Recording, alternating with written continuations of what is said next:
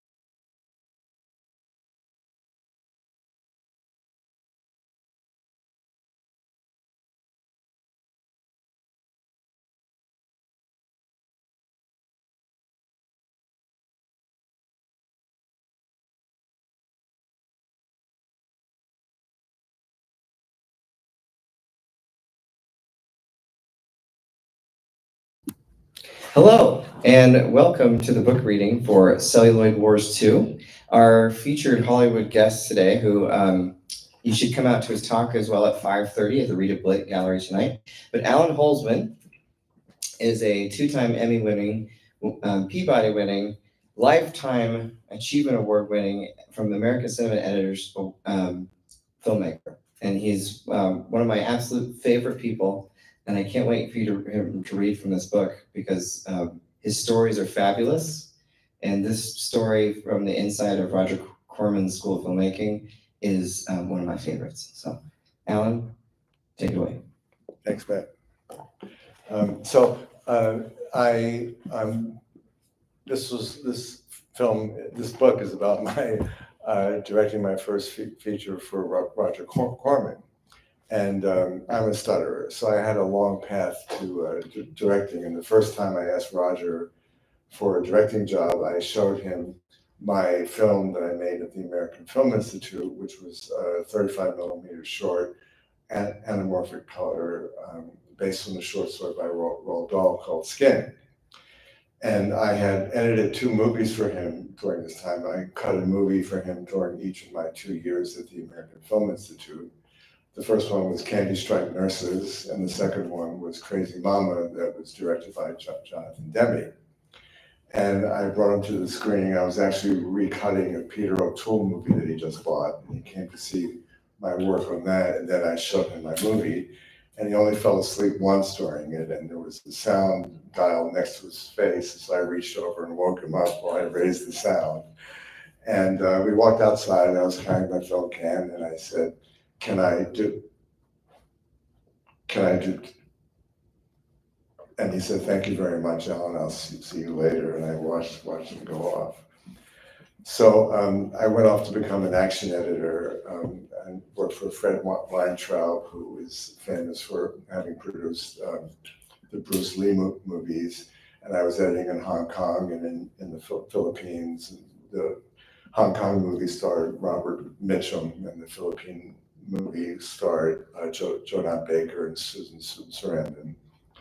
And I was tired of editing all these action movies that never went anywhere, and that you can save a movie and make it look better, but you can't really make a movie look great if the ingredients are there to begin with. And I really wanted to cut a good movie. And I wrote Roger a letter rather than calling him because of the stuttering. And I asked him to recommend me to Coppola, who he knew quite well because Coppola started with him. And Coppola was his next door neighbor for a number of years. And so I he called me back and said, I haven't talked to Francis in a while, but I feel self-conscious calling him now, but would you cut my next movie, Battle Beyond the Stars, which is my biggest movie ever? And so I said yes, and I knew going back there that everything would go wrong in the movie because things do on low budget, and I really wanted to have a good movie. So I kept a journal during the movie to make sure I could think of everything, and I had a plan for the next day. It also helped me talk because I didn't have to think about what I was going to say, just how I was going to say it. And luckily, not or unluckily, but when everything fell apart, I saw Roger alone in the parking lot, really looking really depressed, and I didn't stutter this time. And I said, "What's the matter?" And he told me that the special effects people can't make it in time, and he won't make his August release date, and he's not out in the summer. The studio's going to fold. And I said, if you give me total control, I can make it happen, because you have so many flybys. I can do a choreographed display with laser beams and have each character do their own challenge to the hammerhead, and I can give you, 2 big space battles, but I have to have control of everything. And he said, I'll give it to you and I'll back you up, and I did it. And then I asked him to direct again, and 8 times he asked me to cut Galaxy of Terror, which was the next space movie he was going to do. And I said, I've done everything I can for you as an editor. I want to direct. And he said, can you stutter and direct? And I said, well, I stutter less when I'm directing because I'm in charge, but I still stutter, but it's in the act of communicating, which is more than most directors do. And he said, you have a point there, Allan. I'm going to put you through the Roger Corman School of Filmmaking. So the first one was to do second unit on a car movie, which I did, and I cut those scenes as well. And then the next one was to do additional scenes for a Kung Fu movie. And then on Galaxy of Terror, which then James Cameron was the production designer, and the main spaceship set was going to be redressed as a burnt set for the crash on Monday. They came to me on Tuesday, and they were shooting Monday through Friday, and Saturday was the day that second unit was going to be there, and then Sunday was free, and Monday was a complete redress. So he came to me on a Tuesday, and he said if I could write and direct and produce a 7 to 8 minute opening of a space movie that can go anywhere, he'll give me a whole movie. And he said, if you need any inspiration, I've always wanted to do a version of Lawrence of Arabia in space. And so I said, David Lean's my favorite director. He said, well, then you should have no problem at all. And I did it. That soon turned into a ripoff of Alien, which became originally Mutant. And I kept the journal for that because it proved such a great tool to keep my mind focused on the film and the work and the job I had to assess what was going on. Plus, in the nature of low budget filmmaking, things go wrong all the time. So it was pretty funny too at times. But so the book originally was designed as one book, but the publisher wanted to do 2 books since Battle Beyond the Stars had a different appeal. So that book came out as Celluloid Wars. And now this is Celluloid Wars 2. And there's lots of graphics with it, but not ready yet on that, but I can read. So I'll start the reading now. This is from the prologue.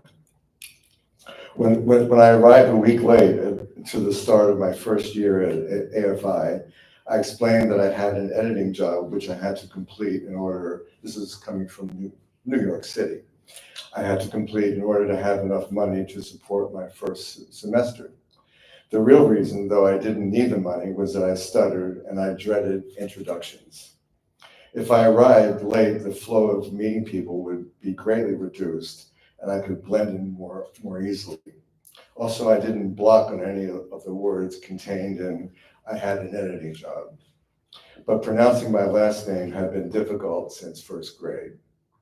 My first class held at the Doheny Palatial Mansion in Beverly Hills was writing. The spacious architectural layout provided enough space for the 20 students to find their isolated comfort area to reveal in writing the moment that changed the course of their lives and a meaningful fantasy. And this is what I wrote. The moment which changed the course of my life was when my mother brought my baby brother home from the hospital. When I saw her carrying him on the front steps of our house, my vocal cords became paralyzed. I was 6 years old. It's strange how I remember hospital as a vivid image rather than pregnancy or understanding anything about birth. I began uttering sounds after 2 weeks, and I've stuttered ever since.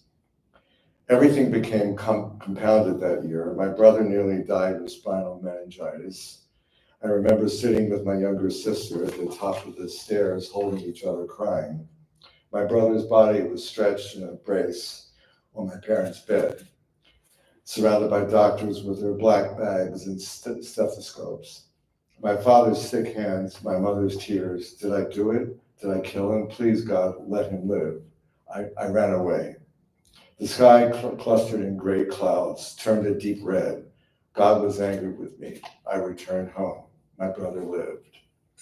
Years later, when I asked my parents how I started stuttering, my father had no recollection, and my mother claimed, you were so overwhelmed you were so overjoyed at seeing your new baby brother that you couldn't speak. That moment has always stayed with me. I'll always stutter when I feel threatened, and I'm not free to fight back at the source of the threat. My only fantasy that has any real meaning for me is speaking without ever stuttering again. The times when my stuttering goes away, however temporary, are my greatest freedoms, my greatest exuberances.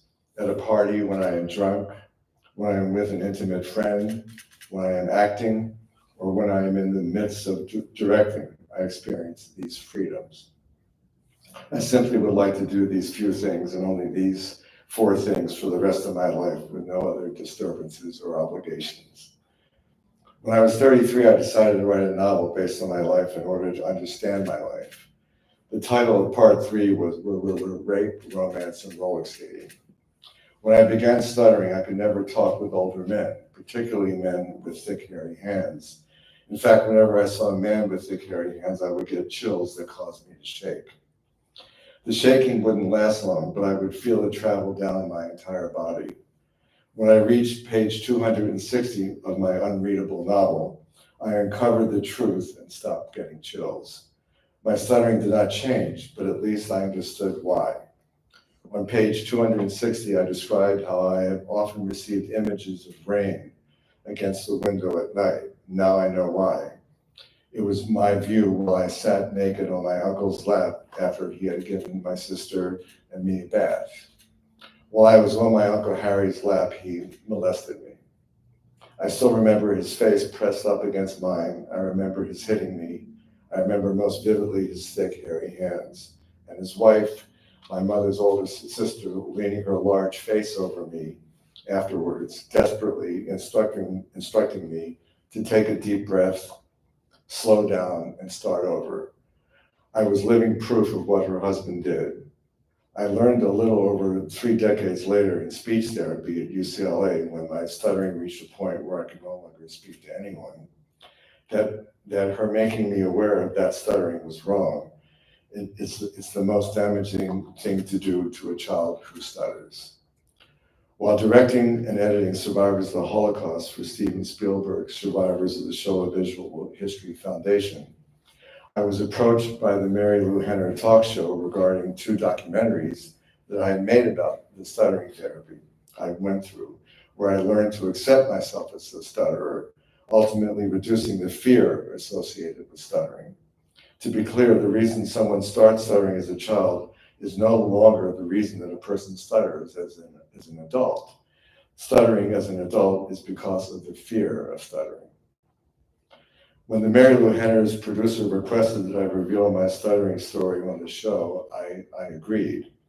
The show aired several days after the taping, so when my friends asked if I told my parents that I declared on national TV that my uncle molested me the night my baby brother was born, I said, no, they're old, my uncle's long dead, why burden them? My friends My friend did not accept my weak rationalization. They're going to see it or hear about it, and they will be upset that you didn't tell them. I called my parents on the Sunday prior to the Thursday morning airtime. My mother spoke from the kitchen. My father took the upstairs phone. And they agreed that my uncle was the babysitter that night, and they confirmed when asked that he never babysat for me before or after that night. I said, okay, here goes. He molested me. My mother responded without hesitation, that's impossible. He must have been joking. When I came back to Baltimore to visit my parents after stuttering even worse during my first 3 months of my freshman year as a math major at Western Reserve University, I gathered the courage to ask them how my stuttering started. I had never asked them before. My mother uttered without cracking a smile and in all seriousness that I remember without missing a syllable, you were so overwhelmed with joy when your baby brother was born that you didn't know what to say, so your vocal cords became paralyzed for two weeks. And when you started again, you stuttered. Since I had never felt an ounce of jealousy towards my baby brother, and if I had experienced any sibling rivalry, it would have been long gone, since I already had experienced a younger sister who entered the world three days minus a day after my birth. I passed over any follow-up questions to her and sought a more rational response from my father, with whom I have always stuttered. Do you remember how I started stuttering? Every time I stutter when stuttering, I'm tempted to laugh. But all of the humor was instantly sucked out as my mother turned in my father's direction, waiting for his response. A World War II veteran infantryman for 5 years, my dad answered the question with his back toward me after turning away. I don't remember anything. I don't even remember the war. My mother had a weekly appointment at the same time with the same hairdresser who set her wig in exactly the same way. As luck would have, she was losing her hair, so she never missed an appointment. As luck would have it, that weekly appointment occurred at the exact time that I would appear on national TV. Determined not to be shamed by her eldest son, my mother arrived early and asked the beautician to turn off the sound due to her splitting headache, but added that it was okay to keep the picture on. So all my mother heard from the ladies in the parlor was that her son was cute. My uncle died in a car crash when I was 16, but his wife watched the Mary Lou Henner show religiously and called her sister, my mother, to also tell her how good I looked. They did not discuss what I had said, at least that's what my mother said. That was 18 years before this book begins, when I received my directing break from Roger Corman. Making a horror movie. This is chapter 3. Journal and entry, Wednesday, May 27th, 1981. Super fantasy to super reality. In horror or terror, people are desperate. Seconds count. To be calm in pressure is a rare gift. Everyone stays awake. All attention focused on survival. Important to document the seconds, milliseconds before terror. They could be anyone's last. If you get feelings before facts, then the relationship audience to film is equal. Everyone trusts everyone. A director has to hold that attention for an hour and a half. That shouldn't be too tough if you think about it all the time, so that somewhere inside you might get that spark, that inspiration that will ignite everything. My largest fear is that there's not enough time. I realize that seems a bit lame the second day on the assignment, but after meeting with the first candidate for production designer and 2 special effects experts, it seems pretty unrealistic for a sci-fi space horror movie that could come together in a little over 3 months. It seemed more like it should be 4, especially since the script is not written. I should call Roger in the morning and tell him, but perhaps it's better to play cool for the moment and let things come together as fast as they can, and let other people give estimates of how long it will take to achieve certain realities, such as building a futuristic lab filled with corridors, attics, monitors, clean room, greenhouse, computer room, med room, and living quarters. Francis didn't think, who's Roger's story editor, doesn't think the story will be ready by week's end, so perhaps this whole thing's a false alarm. I did come up with one great idea. The mutant gains control of the computer without the scientist or Jesse, the star, knowing. They must destroy the computer to fight the mutant.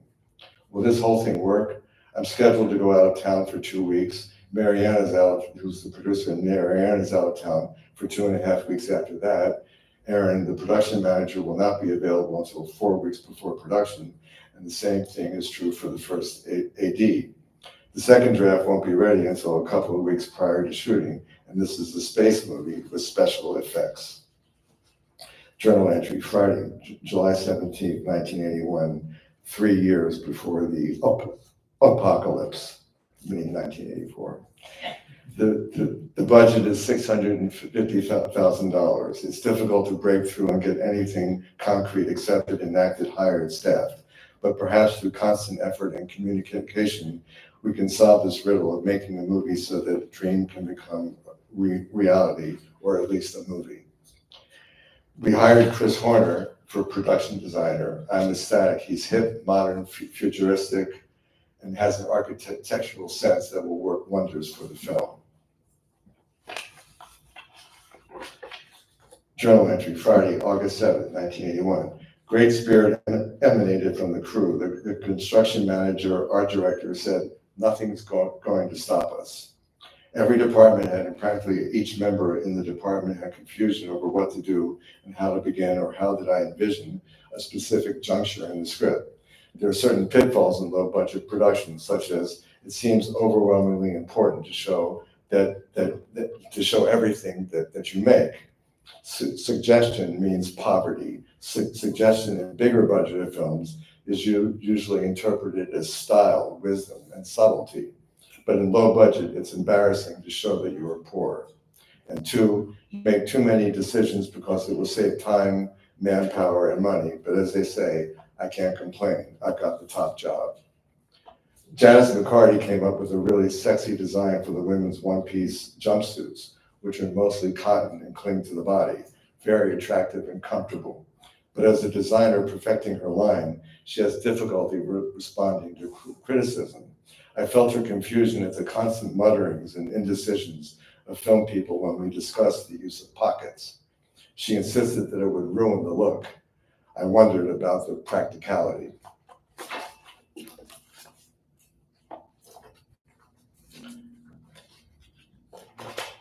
Journal entry, Wednesday, August 12th, 1981, 10 p.m. Roger came in to see the mutant designs. Everything was presented neatly and logically. Everyone gathered around as Roger absorbed the drawings with his spectacled eyes. I spoke ever so calmly, only stuttering twice, each time on tentacle, which came out tentacle. I must be hung up on it or something. Upon reviewing the engaging designs, Roger panicked. The mere mention, which I mentioned, of stop motion caused his insides to boil. The structure which I plotted, the structure through which I plotted my approach to the movie is based on Wilhelm Reich's orgone theory, the theory of the orgasm. There are 5 stages: foreplay, voluntary excitation, involuntary excitation, climax, and orgasm. The stages parallel classic structure. Stage 1, exposition, foreplay. 2, conflict or voluntary excitation. 3, unexpected turn of events, involuntary excitation. Rising action to stage 4, climax, which is the climax. And 5, resolution or orgasm.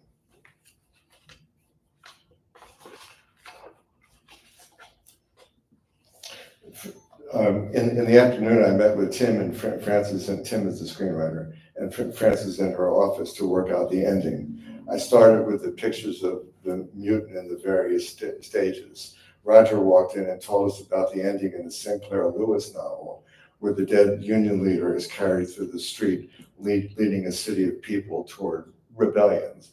They were inspired because they thought he was alive. The dead Union leader's philosophy was heated. Use whatever happens for the revolution. The mutant should die of cancer, Roger smiled with the mischief of a young adventurer. I love the idea. No laser beams, injections, instruments, or explosions. Nothing predictable here. Instantly, the path became clear. How does the mutant croak? He ingests the body of the person or part of a person who has cancer. Because he grows at such a fast rate, his cancer spreads amazingly fast. The idea of a lethal tumor brought instant excitement to all. When I edited Checker Flagger Crash in the Philippines, I observed many psychic surgeries. In one surgery, the psychic healer was able to penetrate the skin, perhaps with a hidden razor, grab the white cancerous mass firmly attached to the muscle and struggle for perhaps 10 minutes to finally rip out the tumor. It was bloody and dramatic. A very exciting, wild ending for the movie proceeded to evolve. Mike and Tracy, the young girl, need to be separated immediately. The mutant chases Tracy while Mike extracts Cal's tumor. Cal is the scientist. They make a batch of cancer in the lab. They've got 2 minutes and 30 seconds. That's the maximum time in the clean room before the doors automatically open.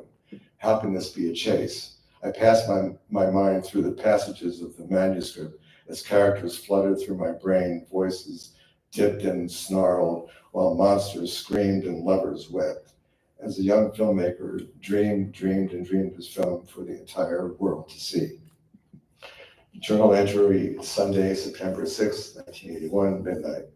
The mutant stage 3 crumbled in the hands of the 4 guys who pounded plaster all over the 1,000-pound hunk of clay.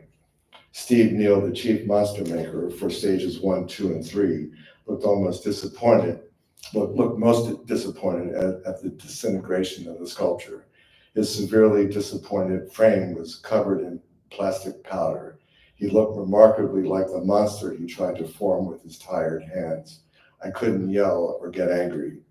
The idea was right, he claimed. It's just that we use bad plaster. What do you mean? I asked calmly, even though my insides began to burst. It was the $10 a bucket brand leftover from Galaxy of Terror. We should have bought the more expensive plaster. I didn't think, I'm sorry. Also, the moisture from the ocean breeze got in.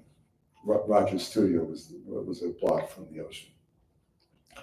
And his studio was actually a lumber yard that he bought, and it was called Hammond Lumber, and he left the sign up, and the sign actually had a broken part, so it looked like a really run-down lumber yard, and all the cars that were parked there were dirty and old, so no one would rob the place. It was in Venice. So, yeah, I agreed. The air in this room is damp. There's no ventilation. They had been working on the 5 by 5 foot, 3 foot high imposing form for 8 days in a room barely twice the size of the monster. They were truly sad, so was I. The process failed. The monster would be recreated with a slightly different process. It'll be just as good, even better, I swear, Steve said. But I'm worried about the 4th stage mutant, about getting it ready in time. Aaron told me it wouldn't be until 2 weeks into the shoot that the 4th stage would have to play, but this morning I found out it was 9 days. Going into Aaron's office was depressing. We tried to extend the time schedule to shoot the mutant, but the mutant can't be delayed. The lab has to be shot first. No other large sets could be built in time.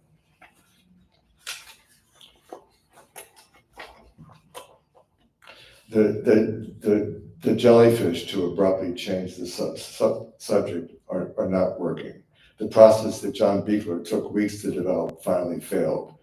He apologized. The jellyfish is what people turn into after they're killed, and form a food source that's available, that can reproduce, and it's available for the future, which is the mission of the Space Lab.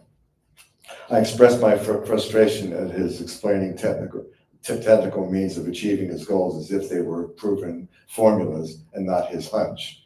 I sat with him on and off through the day as he dressed, redressed, and resurfaced layers of plastic and red and white and blue goo.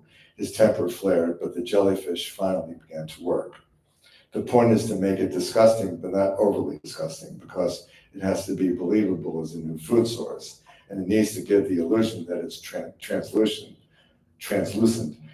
Layers of plastic don't help. Hopefully a thick coating of real slime would bring our hopes to fulfillment. Slime is truly disgusting. The thick, ultra-sticky goop stretches and dips in the slowest, ugliest shape possible, moving toward its own revulsion and hopefully the audience's. I found that Bob Skotek, the special effects designer, changed the face of the four-stage mutant to be more Giger-esque. That spells disaster. We have to avoid looking like an alien monster.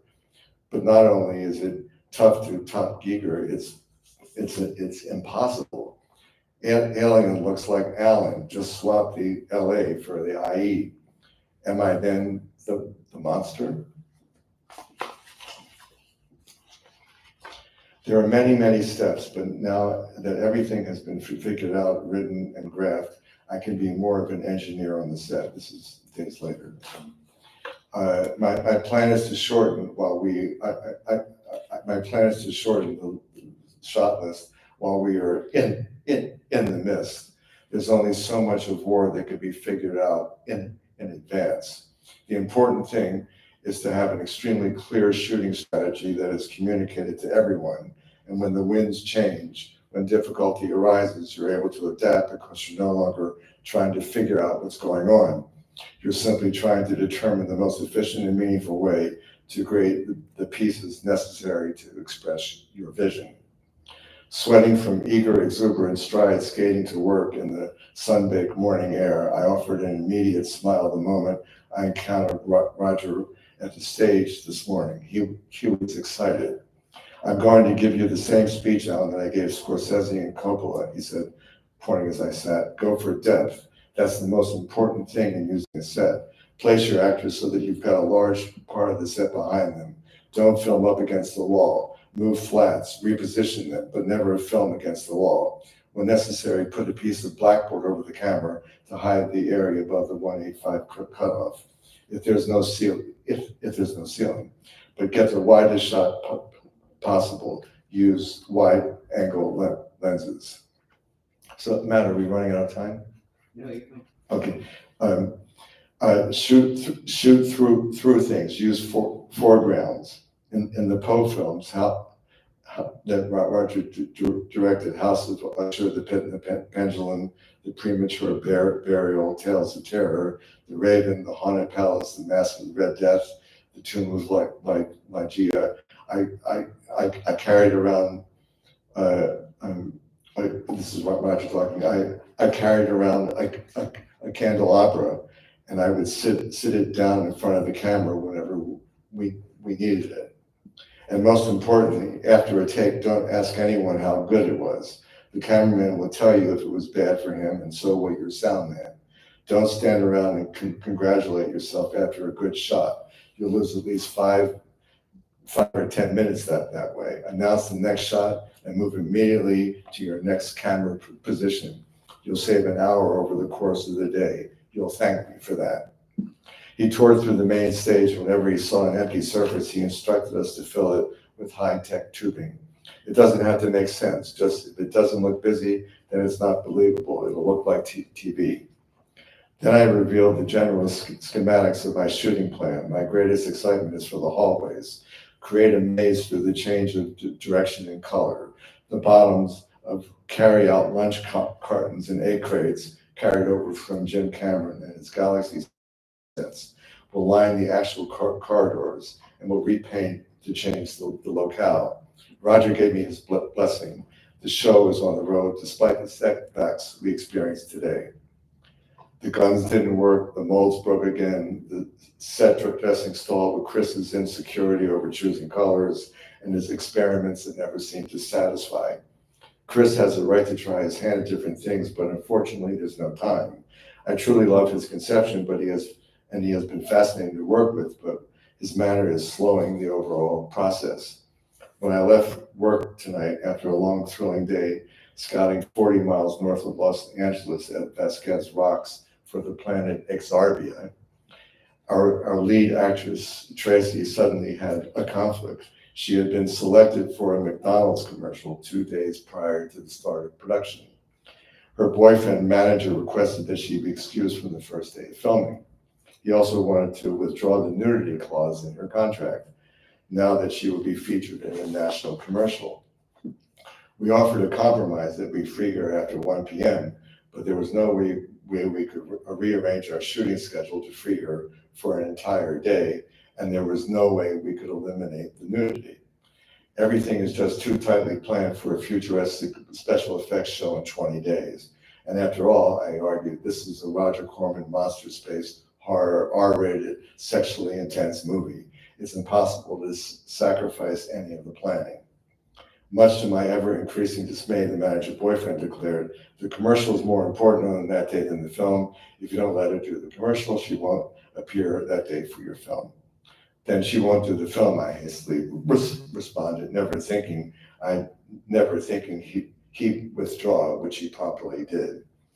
Tomorrow, the new girls audition, 18 to 20, cute, pert, acrobatic, energetic, naive, spunky, and must do nudity. I'm not even going to say that I hope for someone good. I'm just going to feel it coming. The funny thing is, I do. And as one of the set dressers happily expressed, I was riding in my car over here tonight, and I was thinking, you are just going to be charmed by this movie. Journal entry, Tuesday, September 22nd, 1981, just minutes before midnight. Marianne interviewed actresses all day. Mark and Aaron alternated reading with selections. I was so sick of dealing with the nudity issue that I insisted that the actors audition topless. I was not there. Anyone willing to do that would not balk on the set. Only one actress could actually act, but she was totally wrong for the role. Too old, too big. Roger dismissed my objection and cast her. She's a Playboy model, and there was a good chance that Playboy would do a feature on the movie. But Roger, I argued, she's too old. She doesn't look the part at all. Have her put her hair in pigtails, he said. The audience's first impression is the most important. Once they see her in pigtails, she'll always seem young. Roger approved the deal with her agent against my futile objection, and I fell into a deep depression. I had no power to reverse this fatally flawed decision.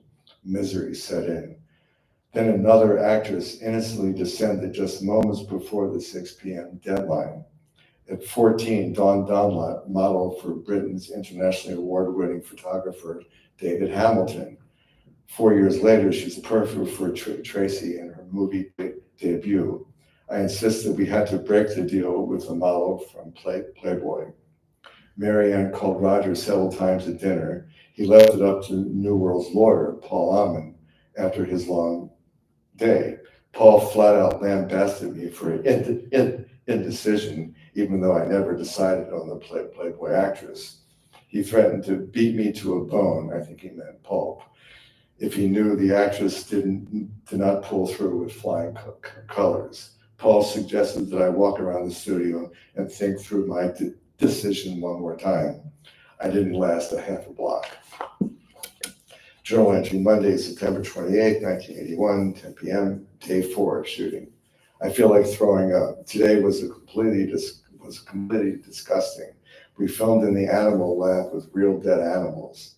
The stench was unbearable. The small room was filled with floor-to-ceiling cages strewn with frozen animals that the makeup special effects crew covered with slime and fake blood. The camera crew, actors, and I endured 9 putrid hours while the deceased animals thawed. We fell behind an hour at the start because of confusion over what size boards to put down for the dolly. The stage had no smooth floor, and we can't afford a dolly track. The flats for the set had to be pushed back to make room for the camera. The sliding door didn't work, linking the animal lab to the main lab. We're an hour behind before the first shot. After taking another hour to set up the first shot, which moved across the entire set, the shot went off the top of the set and had to be repositioned. It took a full hour and a half and 12 miserable takes to get Cal's first dialogue on board. He's simply spaced out, no relationship to his stunning performance on Wednesday. Perhaps he needs more rehearsal for each part. We only rehearsed the bedroom to establish his character. I guess like the rest of us, he was in shock from the 200 dead and decomposing dogs, cats, and rabbits. Jesse lost it shortly after his dialogue was completed. He grew impatient and wouldn't stay to help Cal in his close-up to say, "Welcome to the Garden of Eden. We play God here." But Dr. Hauser and Barbara came through smoothly. Jimmy, the wide-eyed 21-year-old, was eager but slightly anxious for his cinema debut. I deprived the poor kid of any rehearsal time. He had to bludgeon his way through tossing the dead animals basketball style into the trash basket, keeping time to Johann Strauss's Waltz of the Beautiful Blue Danube. Despite the humorous reference to the great Stanley Kubrick's 2001, Jimmy's cleanup made all of us sick. The Blue Danube played a role later in the film when Barbara attempts to communicate with Mutant Stage 3 when he takes over the computer system. 18 setups, the lowest ever in my entire short career. Tomorrow we were really overscheduled. I must readjust the shots so that we can realistically make our day. The movie still looks good. Dailies from Friday were certainly not Lawrence of Arabia. The biggest disappointments, the sandstorm hardly registered, and second unit camera didn't turn in quality footage, often out of focus, sometimes out of frame, without telling me, and even not rolling on multiple setups. No time to look back. Onward to many more setups, great organization, inspired moments, and no more dead animals. Week 3, journal entry, Thursday, October 8th, 1981. Total exhaustion. After all the extra days of struggle to get Mutant to chase Tracy down the hall into the clean room and genetics lab, crashing through the door, destroying racks and various forms of fake chemical glassware, fighting Mike, getting plunged in the eye with a knife from the SAM 104, destroying the SAM 104, getting Cal's tumor shoved down its throat, the Mutant, our very own Mutant, was unable to vomit, unable to even lower its jaw. I know that seems silly, but there's no reaction to the cancer unless he can at least open his mouth. The special effects designer will try a new process today. Call is at 11 a.m. It's difficult to know how to get to the end without the Mutant doing something. Mike and Tracy have already been filmed with their reaction, using the crane for that, but we had to return it this morning. There's no time left to shoot a new sequence or invent another form of action. We need to shoot the entire day for the locker room and laser shower, so we'll have to pop in the vomit shot sometime this afternoon without affecting the schedule. Getting back to the fray, somewhat prepared for the day. At least there are images of what to film gliding through my retina. Journal entry Friday, October 9th. Morning after day 12.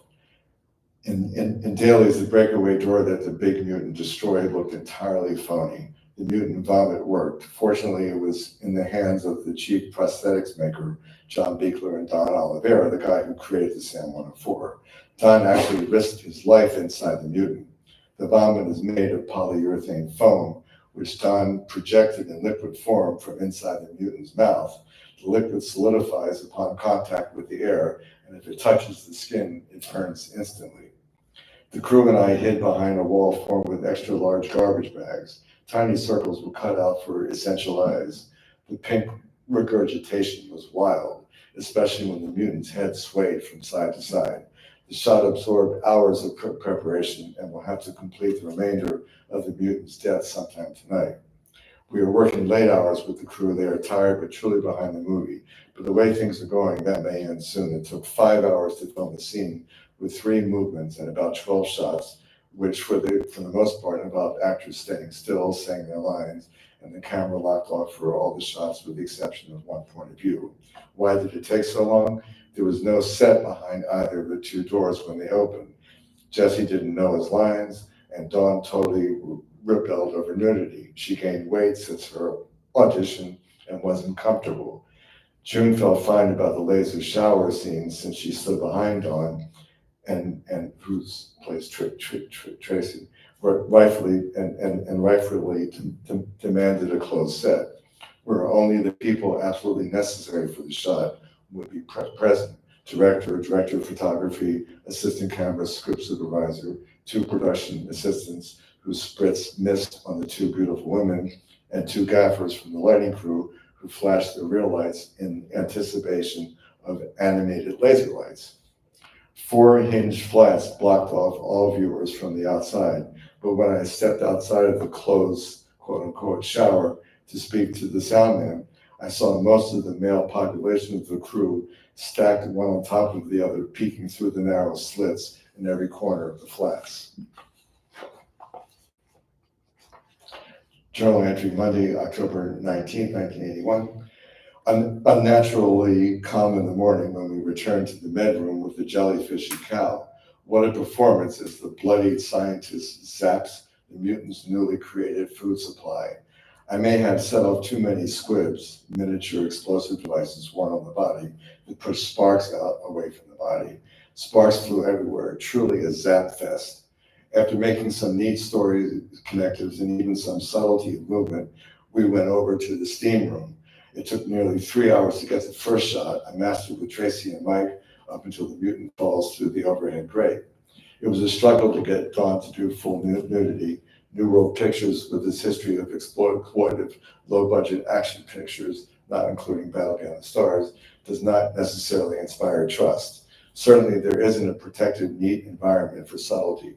I tried to show tasteful nudity, but the sex in the movie had to be honest, unpredictably bold, and quirky, which is a gentle way of saying with a sense of humor, hence Tracy's Lolita-like sunglasses, they were blue, reflect the floor light panels and offer a sunbathing feeling inside the steam room. I hope our shooting attained a degree of beauty with the fog and sunlight spreading in from an off-screen skylight. There's also a bit of tongue-in-cheek humor as Tracy rolls away to escape mutant stage 2 as it drops down to the vent, revealing a large X on the towel that marks the spot that also stands for Exarvia. But the main concern is that we are behind with only 4 days left. Tomorrow, finish the steam room scene. We start with the mutant. God knows what we'll do with him. Mutant stage 2 looked like an oversized duck. There's a graffiti over the men's toilet, which I did not write. Quote, will Steve Neal ever be able to pull off a mutant effect? Unquote. Steve answered that question with a question of his own. Will Allan Holzman ever shoot a mutant effect the way it was designed? My answer to that is no, although I resisted scribing it in between Steve's question and the toilet. What will I do tomorrow? I know what there is in fantasy, but how will it translate to film when the mutant is essentially immobile?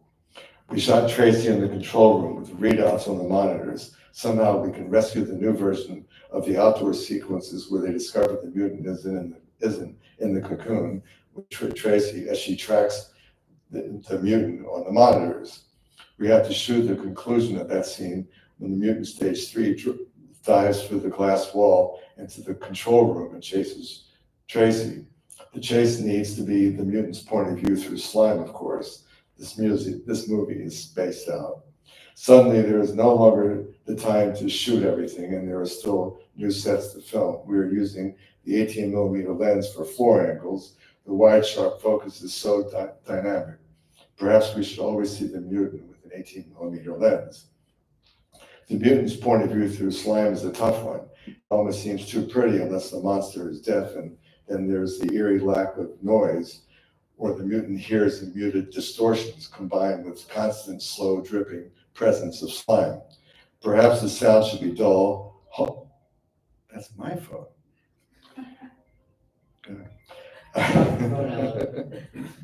It'll stop. Okay. Perhaps it almost seems too pretty unless the monster is deaf, and the eerie lack of noise, or the mutant hears the mutant distortions combined with the constant slow dripping presence of slime. Perhaps the sound should be dull, hollow, and throbbing, haunting. Do I have control over this movie? Am I getting what I want? And what is it that I want? Sometimes I want fear, but what comes out is beauty. Sometimes I try for comedy and I get macabre. Sometimes I try for suspense and I get melodrama. There are gestures in me that come out in strange ways, which I don't always understand. They are educated, experienced, and executed without appealing to the weaker senses. So have I gone wrong? Is the movie I'm making real? Is the imagery too sick? Is that the image I seek? Or is it the merger of beauty and depravity as it mixes with pleasure and spontaneity? Life comes from death, the dead never disappearing, the living never living. Am I spinning my wheels or am I onto something?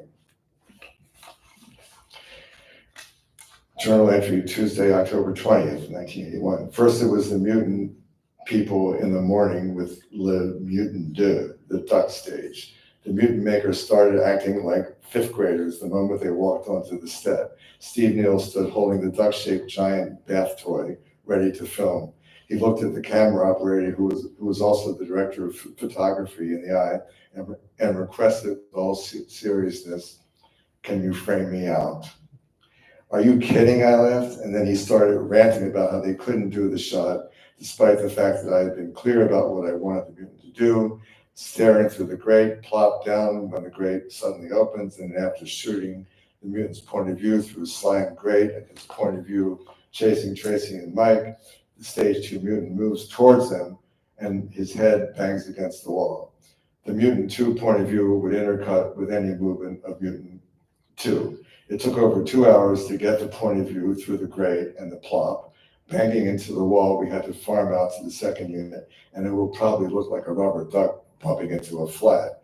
To save that situation, I gave the mutant some fractional degree of movement. I requested a ton of squibs. Mike, of course, would pull out his gun and fire lasers at the mutant, justifying the sparks.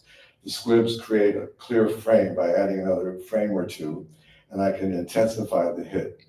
Then move mutant 2 3 or 4 inches ahead, editing clear frames to the squib, and give a flash that will allow for a jump to the stationary mutant 2 for another 2 or 3 frames, and then another squib, then place the mutant another 4 inches further with more squibs, and repeating the pattern until there are at least 40 frames, 1 2/3 seconds. It would make for a desperate and cursory illusion of movement.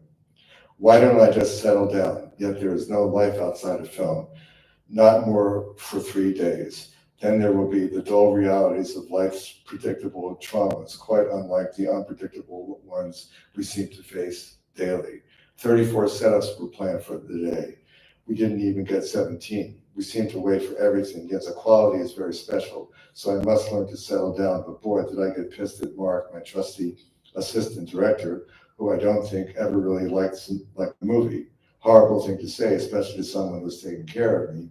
Now the loose atmosphere is good, but with special effects and progress, and 2 cameras, 2 units, megaphones, mutant crew, glass breaking, and someone inside a suit with hazardous liquid that everyone fears for, the assistant director must establish order. Energy of the crew is still high, but it is difficult to understand what they really feel. 2 days of mutant effects in a row, 2 more to go. I guess I just don't like making monster movies. The sex scene from yesterday turned out to be really lovely. Odd how such beauty could be felt in a monster flick. There I go, not respecting the genre that allows me to make a movie. But screw the genre, I'm making a movie because I can imagine and express an endlessly inspired transmittance to an unknown space, which I must get back to. Speaking of space, Bob Skotak did his first space shot, point of view moving through a pink cloud. It was beautiful. Only 3 days until editing, when suddenly things will seem too slow or too awkward. But now back to how to create shots in a couple of days that will string the plot together. The set is a free-for-all. People are having too good of a time. The movie has ceased to be a struggle. We could weaken in the stretch if we don't toughen up. We fell behind badly today. I wonder if we can catch up. The mutant falling through the glass window will be reshot. Dawn failed to turn in time, thus ruining the master angle. And I asked for too many sparks, which ultimately washed out both angles. But when mutant stage 3 chases after her with the point of view through slime, the shot really takes off. Journal entry, Saturday, March 13th, 3 weeks later. Last Wednesday was the first anniversary of my working on this movie, a year since Roger asked me to direct the opening scene of a space movie that could go anywhere. Okay. Last night was the final, this is the ending now. Last night was the final sneak preview. In all, there have been 3, a new world first. There has never been more than one for any of Roger's film. Our first sneak was 3 Fridays ago. We finished the mix. Everyone was excited. The soundtrack was rich, precise, well thought out, and most of all, exciting. The effects ranging from the battle sounds to the monster growls were great. Just to make sure we finish time, I'll just tell the story. So I can give you a couple extra minutes. Okay. Yeah, I want to. Okay.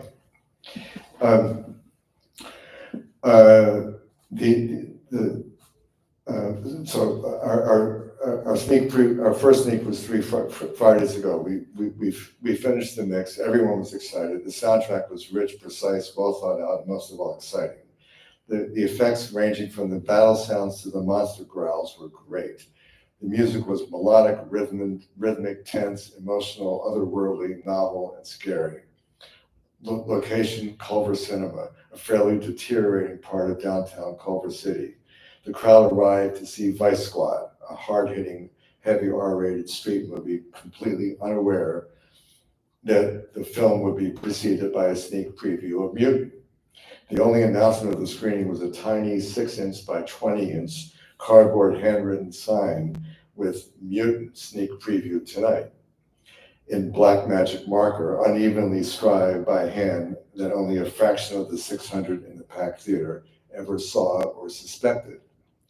I could blame someone in New World's main office for not knowing how to advertise the sneak, but perhaps that was part of the scheme, a plan to see if it will blow a completely unsuspected audience away. Could this be the best litmus test for a hit?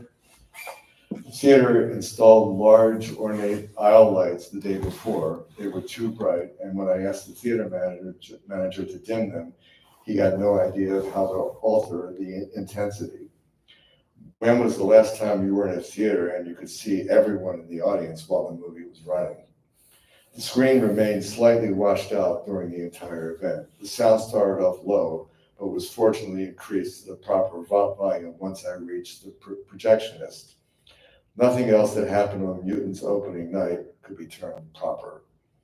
2 minutes into the film, the SAM 104 is the first to speak. Gamma Zone, neutral corridor, there's a pack of food raiders on our tail, sir. The metallic instrument applied to the voice of a young boy with a slight speech defect was completely inaudible. Perhaps casting a boy with a diction problem was not the best replacement for a stuttering robot. I wanted the robot to stutter, but Roger nixed that.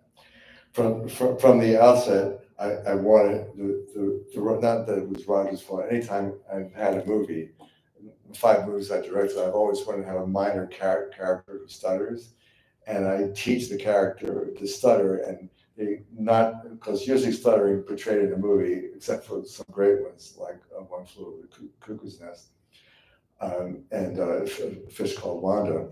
The stutter just makes a lot of repetitions like this, you know, but really stuttering is full of hard blocks and trying to avoid certain words and moving around. So I would teach the actor that.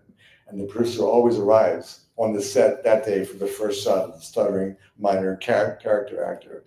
And they always have the same response after the first take. Can you make him stutter faster?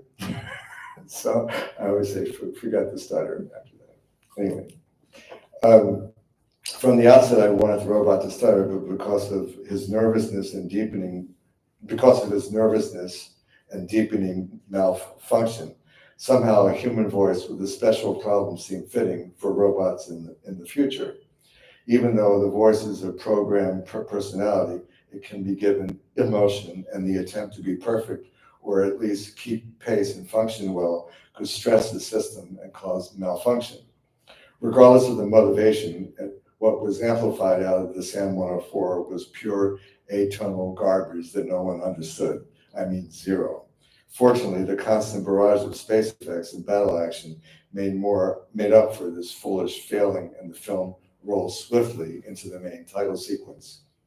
With the 7-minute prelude finished, everyone settled in to watch a scary movie as the title Mutant moved from infinity with a change of score from Beethoven's Concerto No. 1 to an ominous music cue. After the mutant title passed through a red cloud filling the screen, the ship lands and our hyperspace heroes meet the head scientist accompanied by his beautiful associate. After a walk through the claustrophobic hallways that connect the various parts of the station, they enter the clean room and close their eyes as blue light encompasses them. Barbara, the expert on genetic synthesis, explains, "You can get a nice tan here on your day off. Takes about 20 seconds." There was a slight rumbling from the crowded audience as the space warrior answers, "What is this, microwave?" It was at that moment that the house broke. A torrent of laughter broke forth. I've rarely heard laughter like this, certainly the biggest of my career. The audience laughed uproariously in the laugh scene, which I had hoped for, but I did not expect laughter to be that pronounced. When Mike says he's in a rush and Barbara peers into his eyes with a seductive "wait one night," I never thought that line or Mike's self-aware male pride grin reaction would be that funny. The audience, however, must have been in the mood to laugh, scream, yell, and stop because Mutant rapidly became a movie to goof on and enjoy for a wild ride. Was this the intent? I knew it was funny. I hoped the audience would think it was funny, but not that funny. Is the result good? The laughter continued as people started yelling at the screen. Soon the laughter turned to disgust with a series of oohs and ughs and yeks when Mike walks by the bloodied animals killed by the mutant, and later when Jimmy, the lab apprentice, executes his basketball-style tedious task of tossing dead animals into a silver-reflective futuristic garbage can in time to Strauss's The Beautiful Blue Danube. It seemed like such a strange occurrence. I had wanted a laugh when Jimmy punches up the computer system to play the Blue Danube, referencing Kubrick's Magnificent 2001, but the audience really enjoyed it well beyond my expectation and imagination. There are even more laughs when Jimmy watches the baby mutant breathe inside the cocoon. There was even a laugh when they cut to the overhead angle of Earl at the security desk. Don't ask me to explain that, but laughter was definitely in the air, until, as if in some evolution of the visual spirit, the mood transformed into fear, tension, and emotional tension when Jimmy approaches the cocoon for the second time, opens the window, sticks his head in, and watches the pulsating cocoon. The mutant's rapid breaths accelerate, the Blue Danube fades into a tense, pulsating electronic score, building in intensity and frenzy until the intercom rings and Jimmy hits his head against the window, breaking the tension. A false scare accompanied by tension-filled laughter. The movie was churning out entertainment a mile a minute.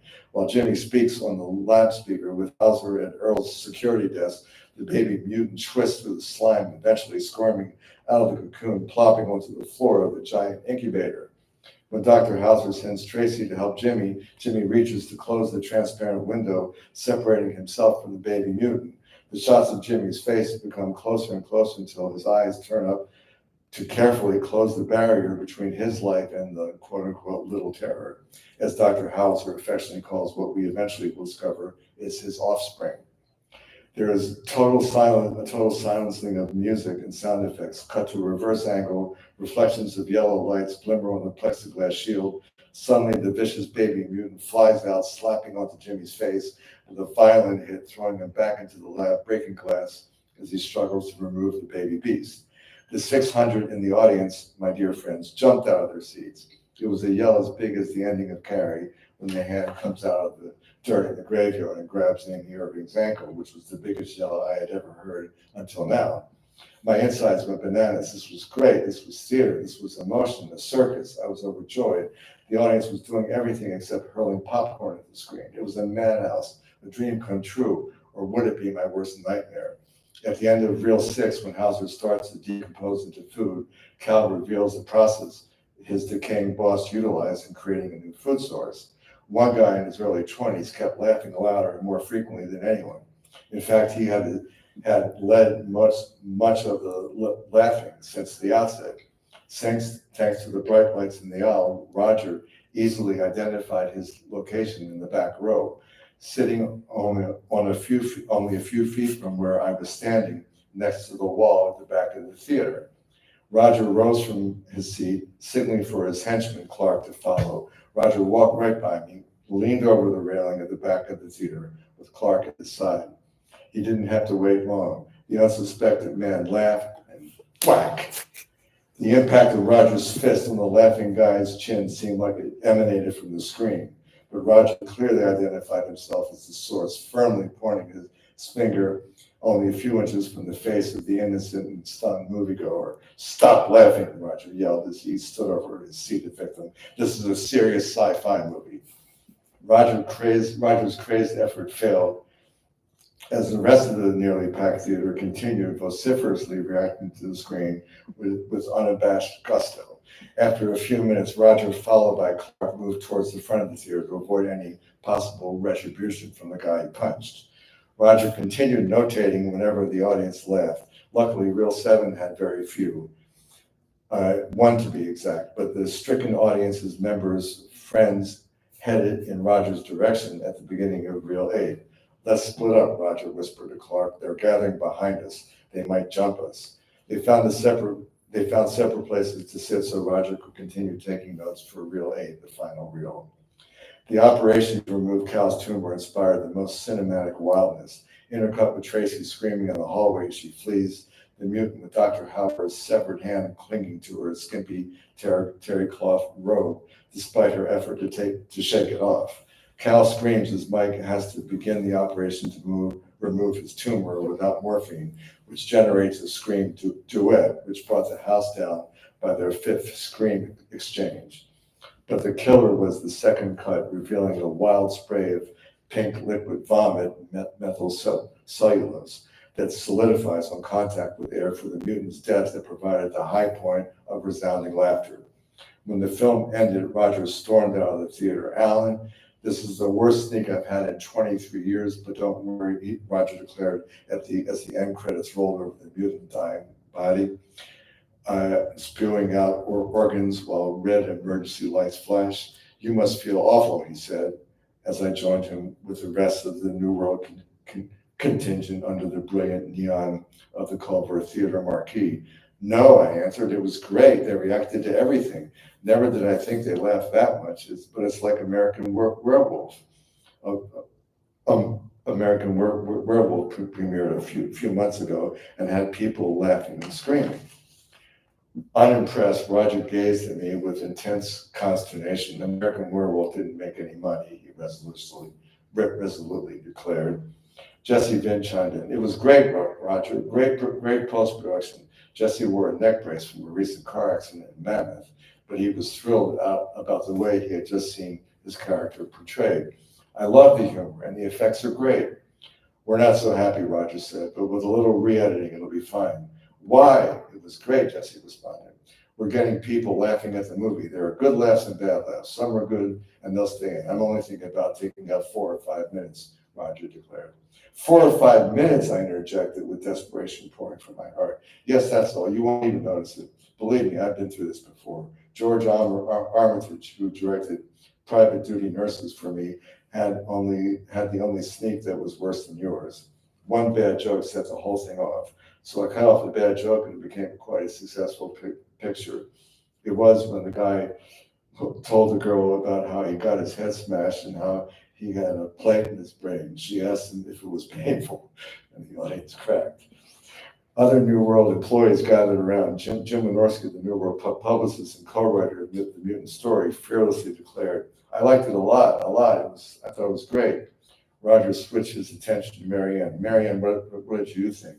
She smiled. "I like it." Roger turned to his chairman of distribution, Roger Lowen, an older man. "We're in trouble. Those last will kill us. We'll never play anywhere," Roger answered Roger. "Yes, I know," Roger responded to Roger, "but I think we can turn this around." I turned to the taller Roger, the more handsome and thinner Roger, the only Roger who mattered to me, and argued truthfully and gracefully to no avail. "You can take all the stuff out you want, but you won't stop the audience from laughing. The film takes you to extremes. The laughs are from tension." Roger smiled. He seemed to understand why I objected, but he definitely disagreed. Our argument lasted 45 minutes. 5 adults over 40, 5 adults over 40 insisted that the movie was in trouble. 25 young people under 40 felt the movie was great. The 25 under 40 lost to the 5 over 35. But Roger, I continued arguing, I chose to go to extremes in this picture, so it's natural for people to laugh because everyone's so far out there. I guess I started sounding like a hippie. He smiled and stared in no uncertain terms. Allan, be there in the editing room tomorrow to make the changes, or I'll have someone else do it. Roger walked away once again, and once again my life flashed before my eyes. And once again, all that I had dreamed for my first movie was in dire jeopardy. The young man who Roger punched also watched Roger leave, only he suddenly rushed towards him and threw a large coat, hitting Roger squarely in the back. Roger abruptly stopped and turned with raised fist. When he looked his muscular adversary in the eye, he opened his clenched right hand, pointing towards the sky, mimicking a stop sign. No, no, Roger declared in his perfectly mannered style of authority. We're even. Not waiting for a response, the king of the beasts turned and together with his wife and friends quickly removed himself from the scene. I didn't console the young man. I would have gladly traded a punch in the mouth for what I had to do to Newton.